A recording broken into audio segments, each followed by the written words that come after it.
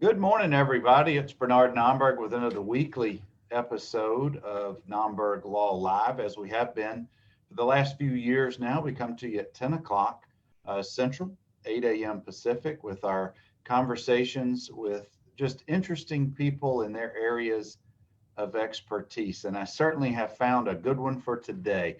My guest is David Sher, one of Birmingham, and I think one of Birmingham's leading advocates. He loves our city and our state, and just he writes about it and just shares so much. We're going to get into all of that. Good morning, David. Thank you for sharing some time with us today. Good morning, Bernard. So glad to be with you today. Oh, my pleasure. I've been looking forward to our conversation for a while. And for any of you guys who've been following our show for a while, I've had guests for the last few years who are just all over the map with our city. Historians, people who've lived here for decades, people who live in the city limits, people who also live in the suburbs, and just their shared experiences. It just helps me to learn and to share what Birmingham is about. And David really is one of those people, and I'm so glad we're going to get into it. But David is the founder and the brains behind Comeback Town. Comeback Town, and I'm going to let David kind of introduce what it is, but it's one of these places that I think it gives voices to people in Birmingham and to our great state of Alabama. And David, before I butcher it even more, please introduce a little bit about Comeback Town while I share the link to the website in the show notes. Right. Well, thanks for asking, Bernard. How I started Comeback Town a little bit over 9 years ago. It's at comebacktown.com. And the reason I did it was that I'm a member of a civic organization, and I was sitting at the lunch table at the meeting, and went around the table, and people were talking about all their children, and all of these were grown children mostly, and all of them said that their children had left Birmingham. And there was one fellow there who had actual children of school age, and he said he couldn't wait for his kids to grow up and leave Birmingham. So I said, man, this is kind of depressing that we have such a great city here, and yet we're losing all our children and grandchildren to other areas. And so I said, well, maybe I could start a blog and start having a conversation about what we could do about the history of Birmingham, what we could do better. And when I say Birmingham, people get confused because sometimes they think we're talking about the city of Birmingham. Well, city of Birmingham is certainly included, but I'm talking about the Birmingham region. And so we publish a column once a week. We've done about 500 of these things over the past close to 10 years. I started writing most of the pieces myself and realized you can't have a conversation if you're the one who's mostly doing the talking. So I mostly now have guest columnists. And so we have columnists that talk about all the things that they want to talk about our region and Birmingham, and things that we can do to make it better, or just our history or problems that we have. I have a true love and desire to make our Birmingham region better. So this is not necessarily, you read it and see only great things about Birmingham. The sort of tough love, in many cases, we talk about some of the problems, some of the issues, what we can do better about it. And sometimes I get criticized for being negative, but that's really not the point. If you can't identify the problems, you can't have an opportunity to try to solve them.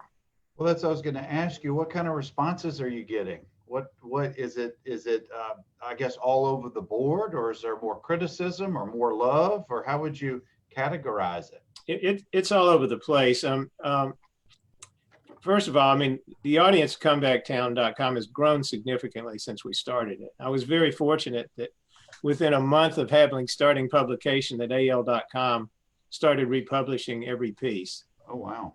So not only does Comeback Town have its own audience, but AL.com sends it all over the state.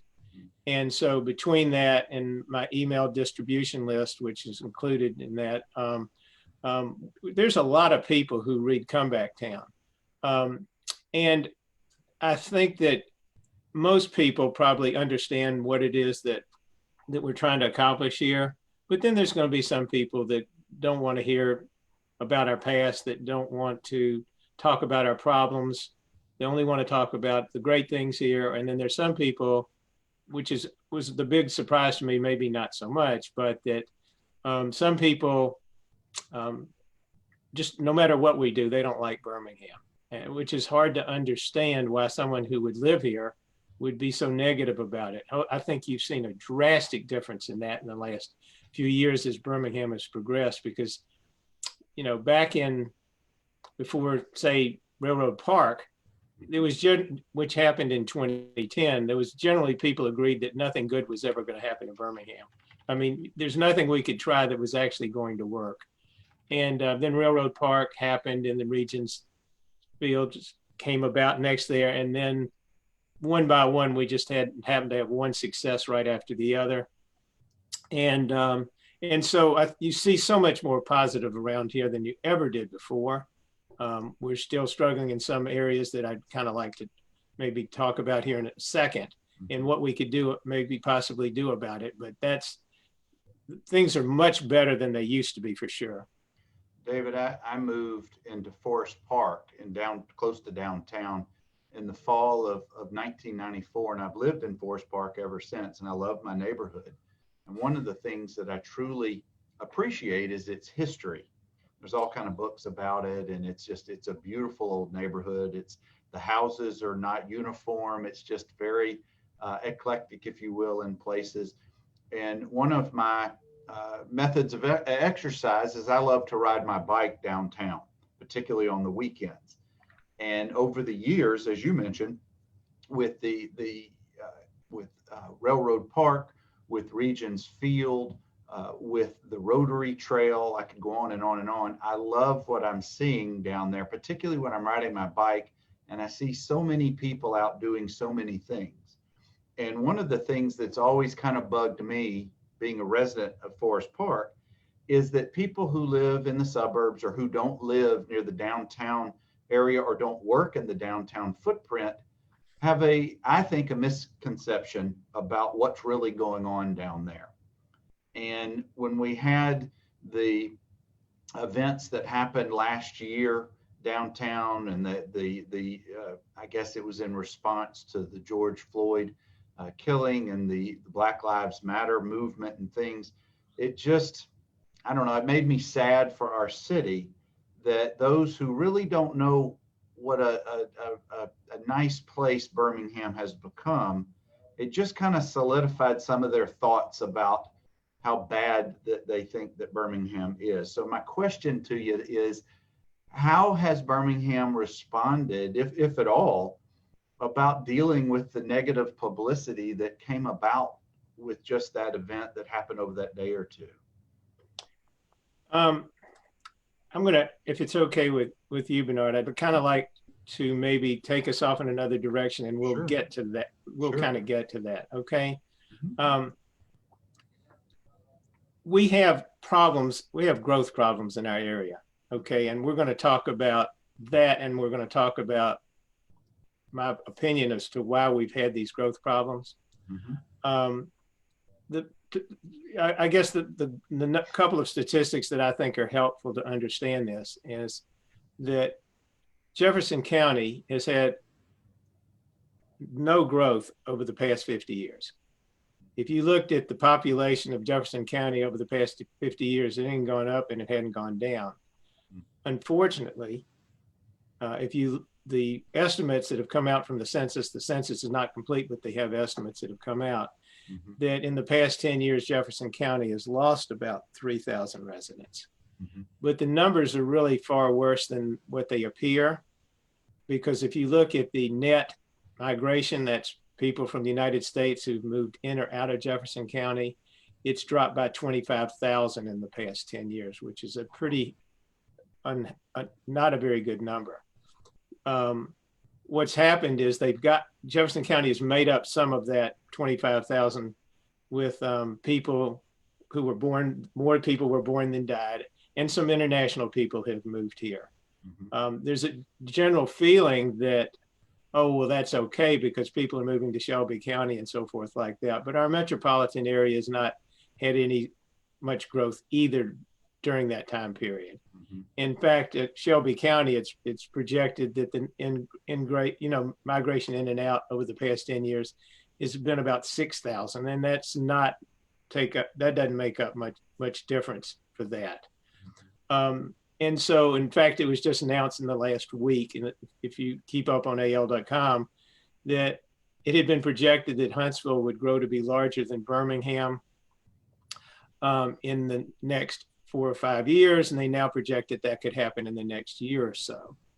But again, we're only talking when you say Birmingham and Huntsville, you're only talking about the city of Birmingham and Huntsville, the Huntsville city. Metropolitan area of Birmingham is probably way more than twice as large as Huntsville. It's not even a close race. So loss of population, not a big increase in jobs. And if you look at the number of public companies that were headquartered here, it's gone from, in the past 25 or 30 years, down from 30 public companies to 8.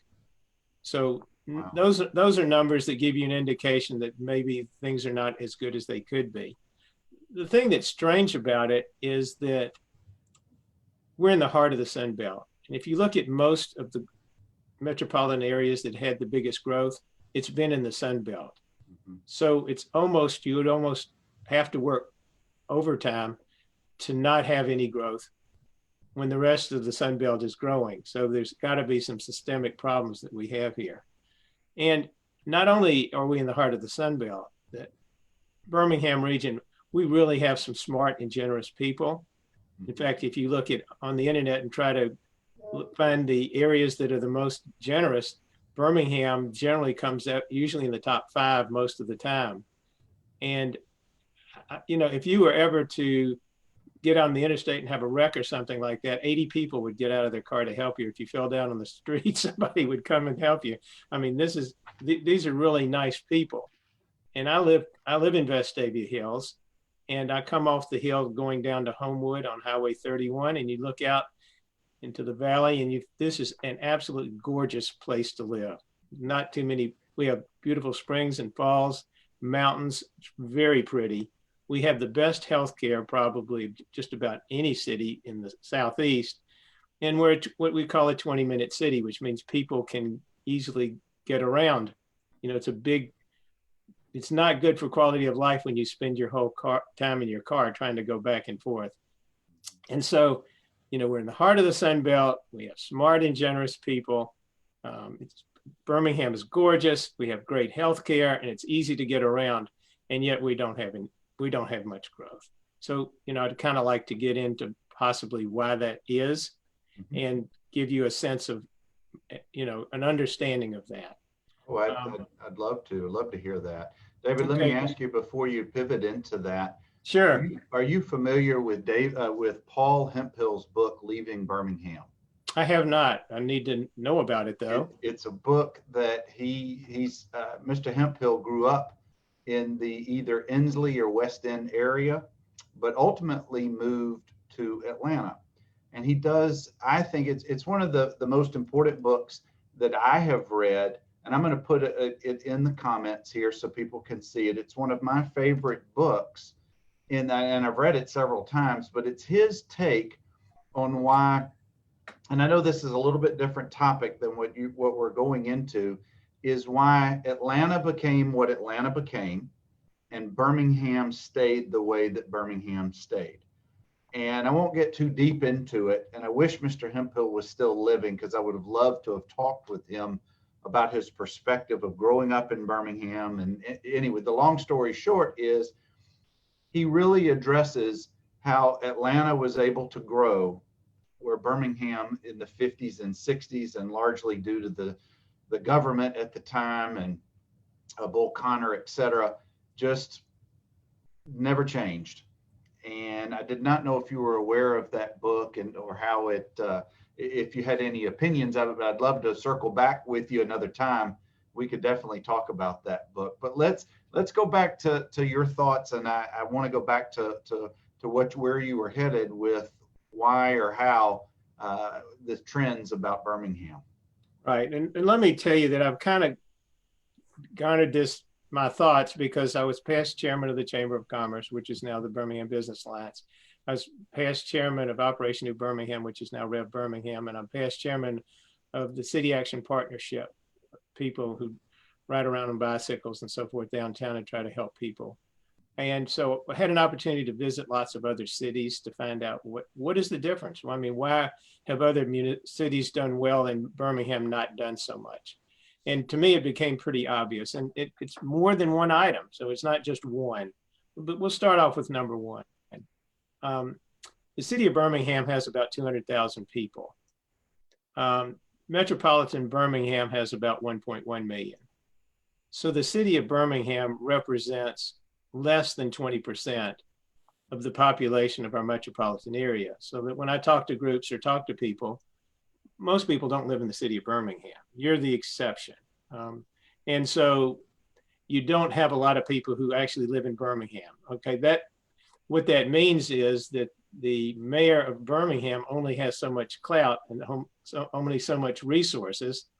And so you could, as I like to say, you could have Moses, who was the mayor of Birmingham. There's only so much that person could do because of its lack of territory and people and assets and resource to do it. And then in addition to that, the city of Birmingham is asked to take on most of all the expense of all the amenities, whether it's protective stadium that's being built, it's being funded largely by the city of Birmingham, not by anyone else.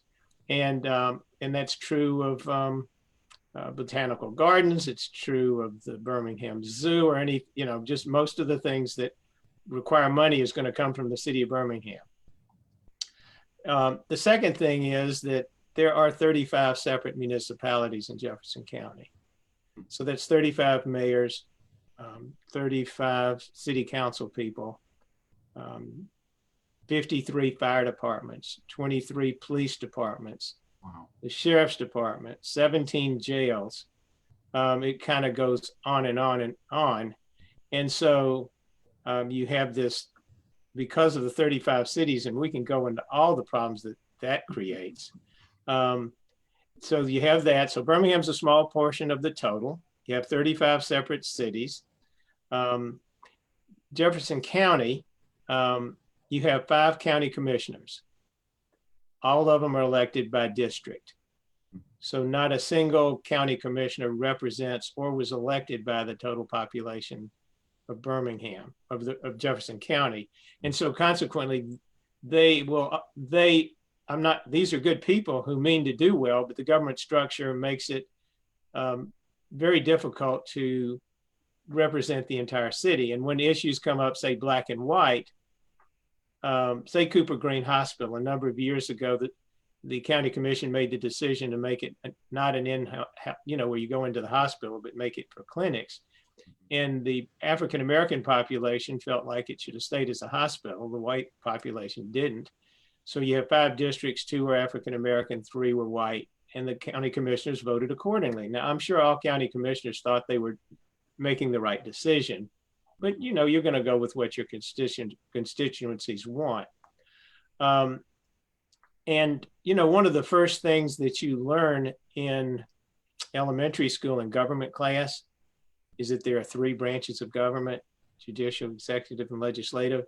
Jefferson County does not have an executive branch. So you only have a legislative branch, and Thomas Jefferson would have told you about all the problems that are created by that, and many county commissioners in the past have ended out in jail. And that shouldn't be surprising at all, because we don't have any balance of power there, and we have no person, again, who represents the entire county. And then you have a state constitution that doesn't allow for home rule, so that the counties and the cities, many decisions they can't make themselves, they're made by the state legislature. And so consequently, you can't even hold the county commissioners responsible, because there's things that they just can't do because the state legislature. So you have the city of Birmingham representing a small portion of the total, 35 separate municipalities, 5 county commissioners that don't represent necessarily all of the county. And then you have this lack of home rule. So if you add all that up together, you end up with dysfunction. So if Bernard decided that he wanted to quit practicing law and take on an elected position that could make a huge difference in our area, there's nothing to run for. The mayor represents a small portion of the total. The county commissioners 1/5 of a county. The state legislatures even smaller segments of that. This doesn't paint a very good picture. It really seems like a lot of confusion and chaos at times. And Yeah. David, how does, I'm not asking you how's it fixed? I guess I want to ask, what is Birmingham doing to become better version of itself? How does it reach its potential? Well, let's skip to the Community Foundation of Greater Birmingham. In its wisdom, made the decision to have a study of our region and look and see what we've done in Birmingham, how Birmingham looks, and then find 4 other cities that used some government change or function that was different than Birmingham, where they used to be segmented and now they're working together and having great success. And see if one of those 4 cities could be a good role model for Birmingham. And so they published that study, and anybody who wants to look at it, it's fairly lengthy, though there is a summary of it. And you can get it at togetherweprosper.org, togetherweprosper.org. And it'll tell you what they found out by visiting these 4 cities and what they learned. So let me kind of go through the 4 cities that they looked at and quickly give you an overview of how that's worked out for these cities, and then talk about what we've done in Birmingham region since that. And we have. So this is going to be some good news at the end of all this. And hopefully more to come after that. The first city they looked at, well, first of all, there's one government function that, take Nashville. We know how well Nashville is done. Oh gosh, yeah. Nashville has, where we have 35 municipalities in Jefferson County, they have 1 city in Allegheny and in Davidson County. So they have they're one organization. They can plan together as a region. They have all the benefits of not all the duplication, everybody kind of working towards the same thing, where we have 35 separate municipalities. David, I lived in Nashville when I was at Vanderbilt in the 80s, and the downtown district was not a place that you would really ever want to go, particularly at night. But we've all seen the transformation in the last 20 years of what's happened downtown. That city has exploded, and I think that they're probably one of the highest growth rates in the country. I know that their hotel prices either rival or surpass New York at times, because if you want to go in the fall to see a college or pro football game, you're paying $400, $500, and $600 a night to stay in the downtown footprint. So whatever they have done, they have really succeeded in big way. Right. But the city that was chosen to be studied was not Nashville, because Nashville did this county city consolidation in the 60s. They said, let's find a city that's done it more recently. So they looked at Louisville. And Louisville actually did it in 2003. And Louisville has been much stronger since. They've gotten all kinds of major projects done before that they weren't able to get done before. So that was one model that Birmingham could theoretically look at. By the way, that would be a tough sell here in Birmingham.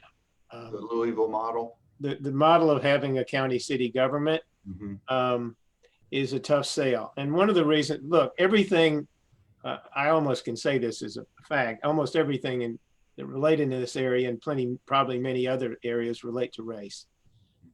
And so consequently, many people feel like if you did any kind of government consolidation, you'd end up having to combine the school systems, which is a non-starter. And there's nobody proposing any idea that that's going to happen, because nobody would ever allow it to happen. And this brings up an interesting question. How did we end out with 35 cities in the beginning? It's related to Alabama law. If you were to go to Georgia or Tennessee, the school systems are all done by county. So there was no big advantage to starting a new city because you're still going to be going to the county schools. Alabama has a law that says that if your municipality have 5,000 people or more, you can have your own school system. Mhm. So when integration came about, there was a rush to start all these separate cities. And so we have 35 cities, but we also have 12 school systems in Jefferson County. And there was an effort to make a new school system in Gardendale, which the federal government kind of nixed. But that's one of the reasons that we're kind of divided like we are, just because of that Alabama. Many people don't understand the distinction. Well, sure. It's just that's part of the history of our state and our region with the white flight that occurred and all the cities that were created close to 100 years ago. I'm sure that only contributed to where we are today. And I doubt that any of these other cities were created or not cities, but other regions such as Nashville, such as Louisville, or other cities were created in a similar manner as Birmingham and the metro area. Right. There was no big rush to necessarily create a new city, so therefore you didn't have to do that. Mm-hmm. So that was one city that was looked at in the study. The second city is Charlotte, and Charlotte has also done very well. Mm-hmm. And what Charlotte did is not combine their county and city government. Mm-hmm. They did what is called a functional consolidation, Mm-hmm. which basically said that the political leaders decided to sit down as adults and kind of work together to figure out how they could be more successful. Mm-hmm. And so what they did is they said, you know what?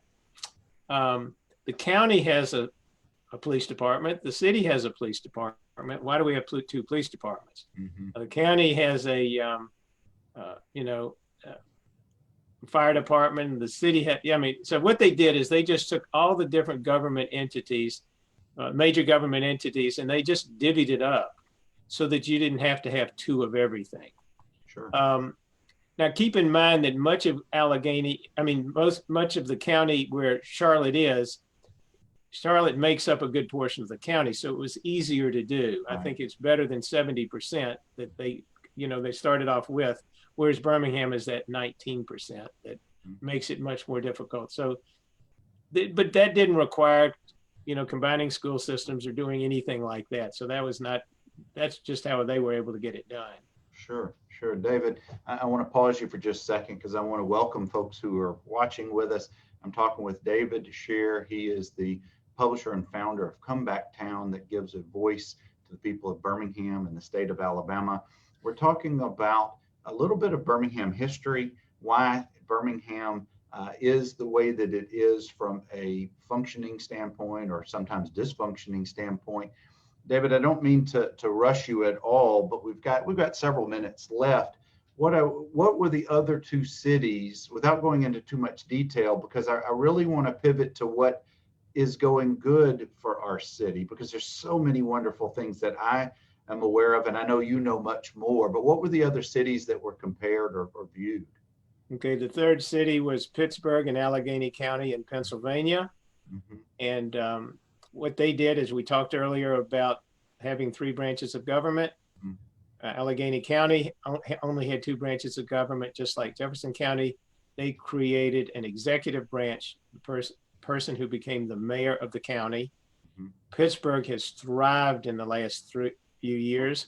It said originally that, right now the 3 most important politicians in Pennsylvania are the governor of Pennsylvania, mm-hmm. the mayor of Philadelphia, and the mayor of Pittsburgh. In that position, they didn't have a seat at the table before, because wow. Pittsburgh has more than 100 different cities to our 35. Mm-hmm. So to have a stronger county by having an executive branch is a possibility, and something that I'd like for us certainly to consider in the future. And the 4th city is the one we actually were able to get something out of, and that was Denver. I have to say to begin with that Denver is a city that has a county city government, but that's not the reason that they looked at Denver. What Denver's did is their mayors, and they have a bunch of different mayors around the area of the core area of Denver. decided to sign an agreement that they were not going to poach businesses away from one another. And we didn't go into that in Jefferson County, but I need to take a minute to kind of talk about that just so you understand why this solution is so important. Over the past 20 or 25 years, I figure we have spent in excess of $200 million paying companies to move from one side of town to the other. Wow. with no benefit at all. I'll give you a quick rundown of how that has played out, just to give you an example. Tom Williams used to have an automobile dealership on the south side. Irondale gave them several $1 million to move out to Irondale. The city of Birmingham said this didn't feel good because we've lost all that sales tax money. So they went to Walmart and Sam's and said, we will pay you money to move out of Irondale and move back into Birmingham. Walmart bit. City of Birmingham gave them $11 million to move into the Eastwood Mall area. Sam's did not, but Sam's is out of business now, so it became moot. Irondale said this is not a good situation, that we've now, that we've lost these businesses that generate a lot of income. So they decided, let's see if we can take Trinity Hospital, Baptist Montclair, and get them to move to Irondale. So they offered to do the infrastructure, started doing the infrastructure for that, and to move it out of Birmingham into Irondale. The city of Birmingham said this isn't going to happen. So they paid Grandview, what is now Grandview, $55 million to stay in the city of Birmingham. And so that was $55 million that Birmingham was out, but they kept their hospital in order to protect it from Irondale. Irondale, when, Nick Saban, who everybody knows, has a Mercedes dealership. It was located in Hoover. The Irondale paid $13 million to them to move out of Hoover to go to Irondale. And so you kind of see how this all plays out. So what the mayors in Denver had decided to do was that they just were not going to allow them to have businesses extort money from them. They understood that when you get through with all this, you spent all this money, the taxpayer dollars are gone, you have no new businesses, you have no new jobs. That's money that could have been used to recruit businesses from someplace else, to fight crime, to help education. And so that's what they did. And I think there was some skepticism on the part of the people who came to Denver to look at it. And they found out it not only was it working, but the mayors had gotten together that anytime a business wanted to come into that region and one of the cities couldn't handle it, they would sit down with the other cities and figure out who could, because they realized everybody benefits when a new business comes. Imagine that, working together. Yeah. Well, that's the good news here, because the Community Foundation took that information. We have something that's called the Jefferson County Mayors Association. And I think that they met monthly, and I think it was a nice meeting, and everybody said hello to everybody and so forth like that. But there was nothing really of any substance that was happening there. And so the Community Foundation sat down with the mayors, explained to them the lack of job growth and population growth here, and that if the whole area didn't do well, then neither was their city going to do particularly well. And so they developed a document where the mayors agreed that this was a couple of years ago, that they agreed that they would not poach cities, businesses from one another. It has worked beautifully. Anytime someone from the city of Birmingham told me that they used to have to spend untold hours every week trying to respond to businesses who said they were going to move. Now what happens is they send them a form letter that says we don't do that anymore. And now the mayors all talk if there's happening. It's worked very nicely. In fact, it has worked so nicely that a couple of weeks ago, the Mayors Association, and by the way, they had 23 mayors that signed that document. And so there were still 12 cities that hadn't signed the document, though the biggest cities had. And there's some cities so small in the county, it doesn't make any difference anyway. They're not doing any economic development. But a couple of weeks ago, all the mayors signed agreement through the Mayors Association that all the mayors, including Irondale, have all agreed that there's not going to be any more poaching going on in the future. And they've also identified a half a dozen other items that they think that cities can do together that can make it better for everybody. This has been a huge win. Well, it's good to hear. In the time that we have left, David, that's where I want to talk about. Tell us the good stuff that's going on in our metropolitan area. You know, just as when I ride my bike around downtown in the footprint, whether it's south side or the north side of Birmingham, I see so much construction. I see condos being built. I see restaurants are hopefully reopening and businesses reopening. But I'm a very pro Birmingham person, and anybody who knows me, I talk about all the good that's going on. So please share with us a little bit, because I'm very excited about Uptown, the new stadium that's being built, and things like that. Great. And before I do that, I want to ask folks on this call to consider signing up for the Comeback Town newsletter. You just go to comebacktown.com. And I put the link in the show notes here so folks can just easily right. And you'll get an email that comes out once every other week.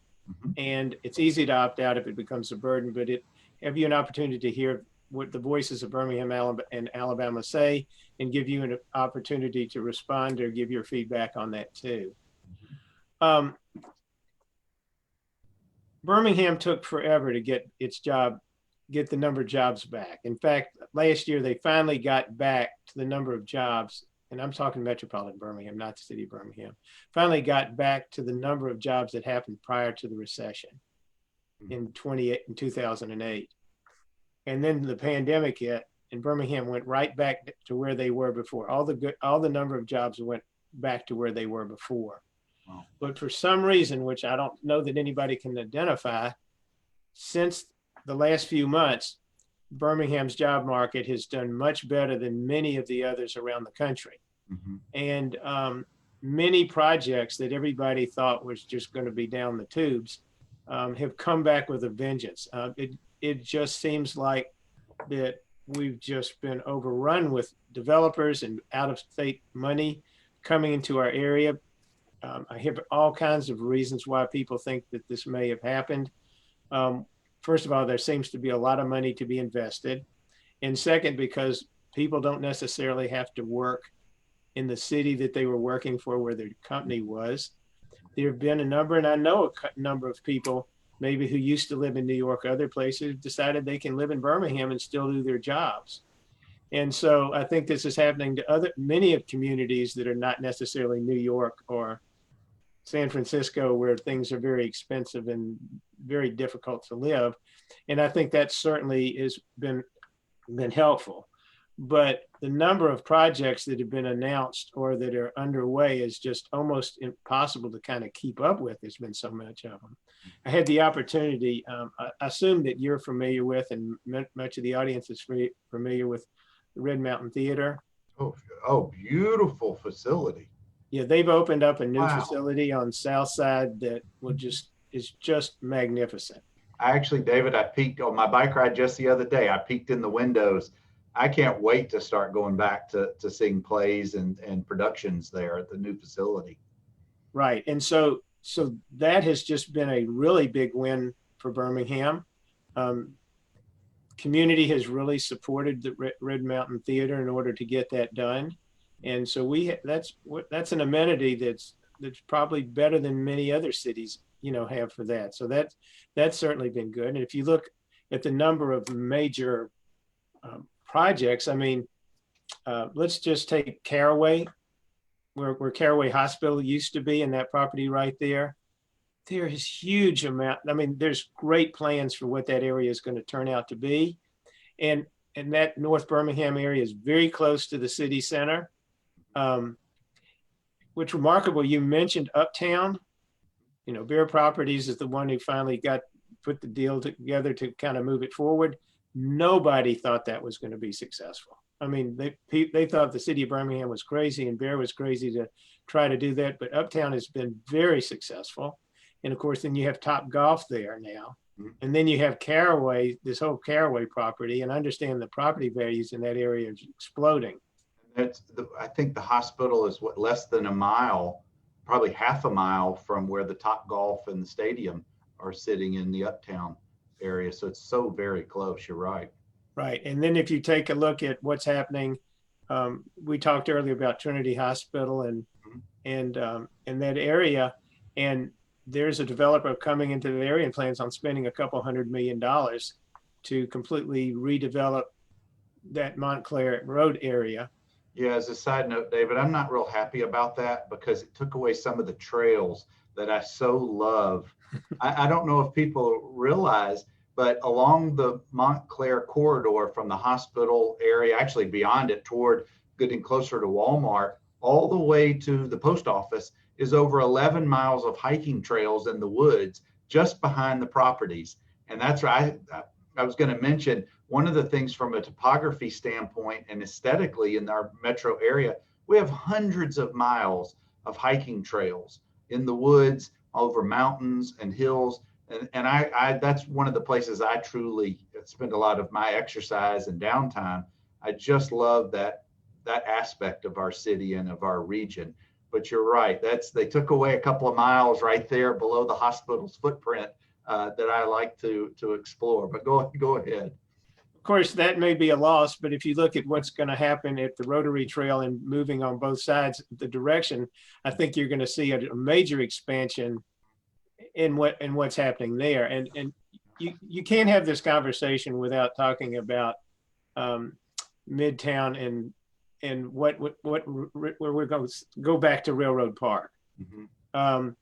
When the idea of doing an urban park, which turned out to be Railroad Park, was discussed for 25 years. And everybody said, who in the world is going to bring their family to an urban park? I mean, it was just, you had to be a crazy to even think this was an idea that could possibly work. And I don't know if you remember what that area looked like before Railroad Park. I do. I once went to a concert. If you remember, they used to have the Schaefer concert. The fundraiser was there for a little bit. And it was all you'd see is old railroad park pieces and metal and scrap and cement. It looked awful. But now, my gosh, it's a gem. You'll see 500 people there on a Saturday doing their thing throughout the park. I love that area. Right. And so that turned out to be a success. And then, of course, when it was made the decision to take Region Field and move it next door, which never would have happened if the park hadn't been there in the first place. So that was the first thing. Mm-hmm. And that has been wildly successful. And when personally, I've lived in Birmingham my entire life. And when I walk in that area, compared to what it used to look like not all that long ago, yeah. I actually feel like I'm walking on another planet. I mean, and the construction continues. If you go down into that area, there is construction everywhere as they continue to build more and more residential, more and more restaurants. I mean, for many years, the whole big question is what are we going? We don't even have a supermarket there, but now we have Publix and many other bars and beer places and restaurants, and it just kind of goes on for blocks and blocks. And of course, the Rotary Trail that we talked about is just a big win, and they're already talking about extending it in both directions. And there's a whole plan for how that trail is going to go out for many, many miles. Parts of them have been developed, but they're all going to tie it in together and turn it into something special. For those of you who don't know the Rotary Trail, it is, I guess they used to call it the First Avenue Viaduct, and it's sunk below the street level. And I think it was a depository for old railroad parts for a long time.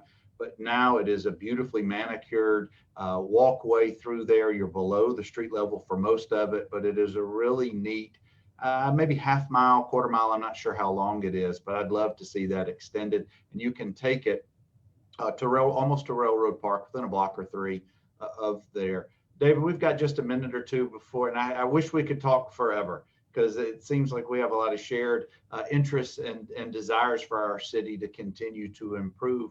But I want to give you the closing word here. I want you to share with why maybe some optimism, some more good tidings and how Birmingham can reach its potential and where it's going. Right. With all the negatives that we've talked about here, bottom line is, and I feel this strongly, and I think most people who live here feel the same way. We have some of the best quality of life Mhm. in this area that anybody has just about anywhere. Um, we have beautiful neighborhoods. We have really good school systems. There's some that maybe are not as good as others, but we have many, good school systems. The people are generous, as we talked about, and smart. Our healthcare keeps getting better and better. We haven't mentioned UAB at all, Mhm. which is like, let's forget the most important thing. UAB has just been amazing. In fact, I think they just announced yesterday a new Alzheimer's drug. I don't think there's been a new drug on the market for the past 20 years. And it was helped developed at UAB. Mm. And my wife is a breast cancer survivor, and I'm totally convinced that she wouldn't be alive today if it wasn't for UAB. They take up in excess of 100 square blocks here. Many people move to Birmingham because of UAB. When my wife was dealing with her chemo and so forth, we'd go to Kirkland Clinic an awful lot, and people behind the counter would say, "Where are you from?" And we say Birmingham, and they were like always surprised because people have come from everywhere. Mhm. And we had like a 15-minute drive to come there. So, I mean, the thing that's so amazing is a lot of people don't want to move to Birmingham because they have a perception that we kind of started talking about at the beginning of what Birmingham is. When people move here, many of them retire here. Mhm. Many people, in fact, are asked to move to to more important jobs in other areas, and they've turned them down so that they can stay here in Birmingham, because we still have that Southern culture of caring about people, and in Birmingham, you can make a difference for what in your life, and so it's a great place to be. And I personally wouldn't live anyplace else. Um, Not even threatening to do that. The best, to me, the best part of a trip when I go on a vacation is coming back to Birmingham. That says that's an enormous statement right there. Is coming back to Birmingham. We haven't touched on the World Games that are scheduled for next year. We have not talked about the awesome restaurant scene. Don't sleep on Birmingham's restaurant scene. It's underrated, and maybe it's not so underrated because we have some world-class restaurants here.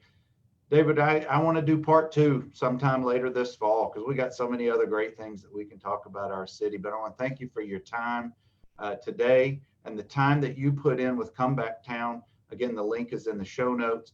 David loves our city. He loves our state, and he promotes what's good and what's bad and talks about the hard stuff and the good stuff. So thank you, David, for spending some time with us to talk about Birmingham today. It's my pleasure. Thank you for giving me the opportunity to talk, Bernard. Absolutely. And guys, that's why I do conversations, interesting conversations with people in their areas of expertise. And no one knows our city any better than David Sher. So thank you all for spending some time with us. And we will see you again next Tuesday at 10 a.m. Central. Y'all have a good week. Thanks.